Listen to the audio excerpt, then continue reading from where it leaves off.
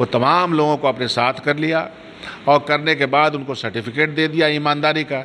तो उनकी मशीन में गया हुआ आदमी सफ़ेद बुर्राक हो गया। जब 14 को में जब वो चुनाव लड़ने के प्रयास में थे, कैसे कैसे उनके वादे थे और उन वादे में हुआ क्या।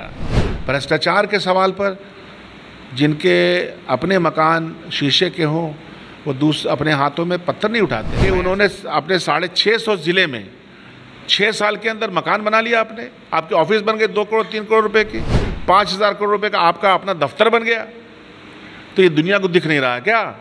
केंद्रीय गृह मंत्री अमित शाह राजधानी पटना पहुंचेंगे, उसके बाद लखीसराय जाएंगे, चुनावी सभा को संबोधित करेंगे। चुनावी सभा मैं इसलिए कह रहा हूं क्योंकि चुनाव में बहुत कम समय का समय बच गया है। हमारे साथ हैं अभी कांग्रेस विधायक दल के नेता शकील अहमद खां। किस रूप में देखते विधायक जी, अमित शाह आ रहे हैं, बिहार की राजनीति में क्या कुछ फर्क पड़ेगा? एक तो सबसे पहले आपके माध्यम से मैं ये कहना चाहता हूँ कि हमारा देश तो परंपराओं और विरासत का देश है और तमाम मज़हब व मिल्लत के लोग यहाँ रहते हैं, तमाम अनुष्ठानों प्रतिष्ठानों के लोग रहते हैं।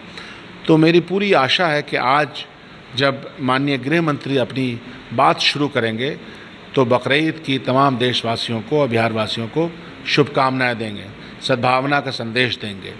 ऐसा मैं आशा इसलिए रखता हूँ कि हमारी ये विरासत है, पर्व त्यौहार में हम एक दूसरे को विश करते हैं। रहा सवाल उनके आने का, ज़रूर आएँ, बिहार आएँ, देश भर में जाएँ। देश भर में जो उनके ख़िलाफ़ माहौल बना है उस माहौल को देखें, परखें। जो उनकी परेशानी बढ़ी है, पसीना पोंछ रहे हैं बार बार सारे नेता का आगमन, इसलिए कि बिहार तो क्रांति की जगह है। बिहार में जो 23 तारीख को बैठक हुई है वो तारीख़ी बैठक है। उस बैठक के जो फ़ैसले हैं वो फ़ैसले ये हैं कि देश में जो अराजकता का माहौल जिस तरह से बनाया गया है, आर्थिक स्थिति को जिस तरह से कमज़ोर किया गया है, गरीब और नौजवानों को तकलीफ़ें दी गई हैं, रोज़गार छीने गए हैं, दलितों के ऊपर अत्याचार है, सामाजिक न्याय की पूरी परंपरा को ध्वस्त किया गया है, अम्बेडकर की पूरी सोच को ध्वस्त किया गया है। तो बिहार ने अग्रणी रोल अपना निभाया है, उसमें शीर्ष नेतृत्व कांग्रेस पार्टी का यहाँ आया है। तो हम सब लोगों ने मिलकर के ये ठान लिया है कि जिन लोगों ने जुमले बोले, वादे किए, उन सब की अब सरकार नहीं रहेगी।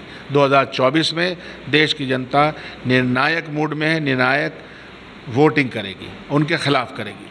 बिहार ने जिस तरह विपक्षी एकता की बैठक की मेजबानी की है और उसके बाद जिस तरह प्रधानमंत्री के साथ साथ गृह मंत्री ने भी तमाम विपक्षी दलों पर तंज कसा है और उसके ठीक बाद केंद्रीय मंत्री का बिहार आना, लगता है कि कुछ चुनावी खेल होगा बिहार सहित पूरे देश में?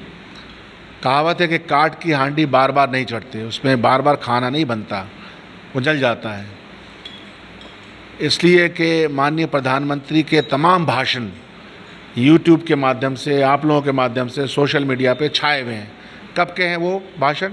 2013 से लेकर 2014 के बीच में, जब 14 को में जब वो चुनाव लड़ने के प्रयास में थे, कैसे कैसे उनके वादे थे और उन वादे में हुआ क्या।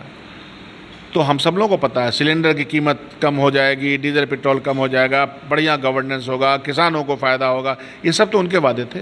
आज आंकड़े और डेटा के अनुसार जो देश के सामने स्थिति बनी है वो भयावह है।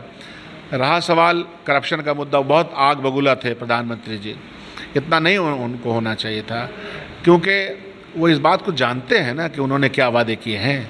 भ्रष्टाचार के सवाल पर जिनके अपने मकान शीशे के हों वो अपने हाथों में पत्थर नहीं उठाते। मैं ऐसा इसलिए कह रहा हूँ कि किसी भी पार्टी का अध्यक्ष बंगारू लक्ष्मण नहीं बना है इस देश में, जुदेव नहीं बना है जिसने पैसा लेते हुए उसका महिमा मंडप किया हो।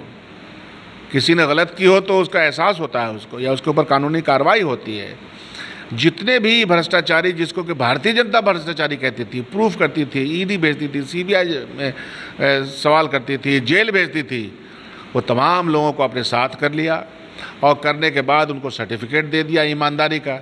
तो उनकी मशीन में गया हुआ आदमी सफ़ेद बुर्राक होकर। प्रधानमंत्री तो बोल रहे हैं कि जो लोग विपक्षी दल में शामिल हैं वो लोग भ्रष्टाचारी हैं, उन पर कार्रवाई होगी, मैं यह गारंटी देता हूं। तो 9 साल हो गए, उनको जो कार्रवाई करना है वो कर लें, इससे अधिक क्या करेंगे। पार्लियामेंट के अंदर राहुल गांधी के एकदम पॉइंटेड क्वेश्चन 20,000 करोड़ रुपीज़ के बारे में क्या जवाब है? उसके बाद ही एक्शन हुआ, उनको घर से निकाल दिया गया। तो हुआ क्या? जवाब क्यों नहीं देते पार्लियामेंट के अंदर? भ्रष्टाचार के ऊपर जवाब नहीं देते। प्रेस कॉन्फ्रेंस क्यों नहीं करते कभी भी? प्रेस कॉन्फ्रेंस करके बताएं कि जो आंकड़े भारत सरकार के आंकड़े आ रहे हैं, शिक्षा का बजट कम है और इंफ्रास्ट्रक्चर का बजट कम है, स्वास्थ्य का बजट कम है, तो भ्रष्टाचार ही तो उन्होंने किया। ये वाहिद पार्टी है भारतीय जनता पार्टी, उनको बताना पड़ेगा कि उन्होंने अपने 650 ज़िले में 6 साल के अंदर मकान बना लिया। आपके ऑफिस बन गए 2 करोड़ 3 करोड़ रुपए की, 5,000 करोड़ रुपए का आपका अपना दफ्तर बन गया। तो ये दुनिया को दिख नहीं रहा क्या? आप एक गरीब मुल्क में, जबकि स्लो डाउन है इकोनॉमी, आपने खुद कर दिया है, आप 22-22 हज़ार करोड़ रुपया का पार्लियामेंट बना रहे हैं, आप खुद के लिए 8,000 करोड़ रुपया का इन्वेस्टमेंट कर रहे हैं, जहाज़ खरीद रहे हैं खुद के लिए, तो लोगों को दिखता नहीं है क्या ये सब? बायोम जो है मेडिकल प्रिपरेशन का एकमात्र संस्थान, जहां है complete digital classrooms, video lectures, student tracking system, library facility and 100% result oriented rankers batch. Biome, Hinoo एवं नगरा टोली, रांची।